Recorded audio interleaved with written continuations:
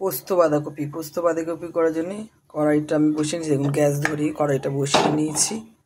এবার তেলটা আমি দেব, অল্প করে তেল দেব, একদম অল্প তেল দিয়েছি। তেলটা আমি আর এই রিফাইন তেল করবো, এটা তেলটা আমি বেশি গরম করব না, তেলটা গরম করব না। এটার মধ্যে দিয়ে দেবো আমি এই যে বাঁধাকপিটা, এখানে বাঁধাকপি কেটে রেখেছি, দিয়ে দেবো বাঁধাকপি। একদম কম মানে তেল গরমই করব না, বাঁধাকপিটা দিয়ে দেবো। এই যে পুরো বাঁধাকপিটাই আমি দিয়ে দেবো, কেটে রেখেছিলাম বাঁধাকপিটা আমি দিয়ে দিচ্ছি, পুরো বাঁধাকপিটা দিয়ে দিলাম। বাঁধাকপিটা দিয়ে আমি পুরো ঢাকা দিয়ে একটু বসিয়ে রাখবো তেলটার উপরে।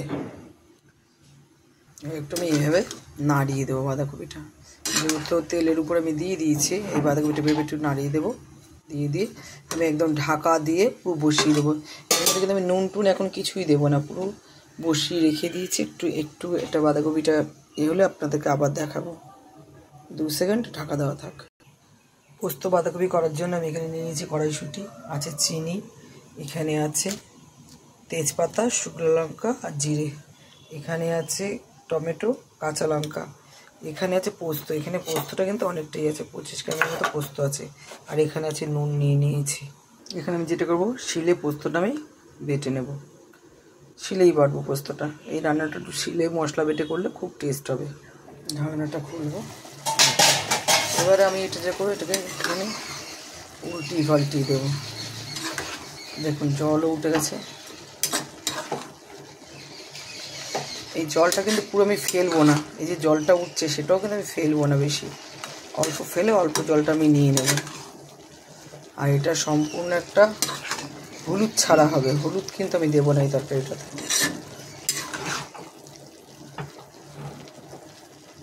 এবার যেটা করবো, দিয়ে দেবো কড়াইশুঁটিটা মাঝখানে, একদম কড়াইশুঁটি মাঝখানে দিয়ে আমি একটু এইভাবে বাঁধাকপিগুলো একটু ঢাকা দিয়ে রাখবো। একটু ঢাকা করে আমি নামিয়ে নেব। দেখুন বাঁধাকপিটা আমি সিদ্ধ হয়ে গেছে, তেল আর জল দিয়ে আমি এবার এটা নামিয়ে নিচ্ছি। কড়াইশুঁটিগুলো দিয়ে দিয়েছি।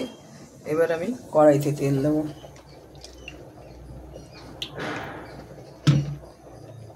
আর এখানে পোস্তটা বাটা হয়ে গেছে।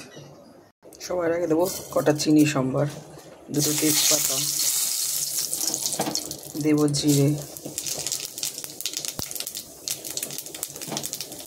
শুকনো লঙ্কা, এবার দিয়ে দেবো টমেটোটা,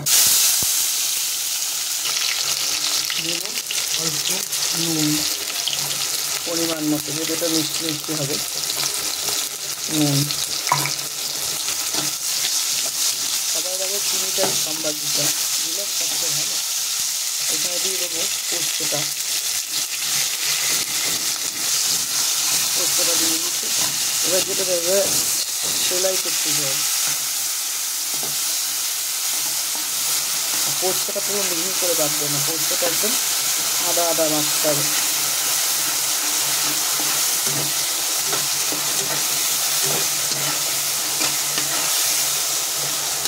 দেবো আর একটু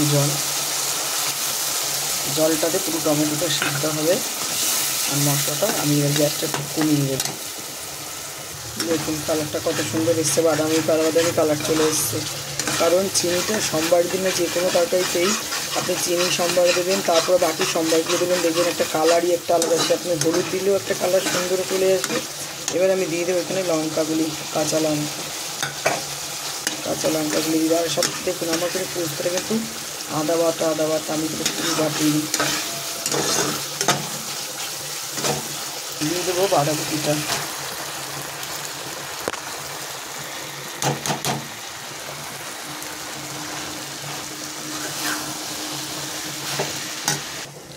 এবার আমি এটা সম্পূর্ণ নাড়াচাড়া করে ঢাকা দিয়ে দেবো, একদম ঢাকা দিয়ে দেবো, গ্যাসটা কমিয়ে ঢাকা দিয়ে দেবো।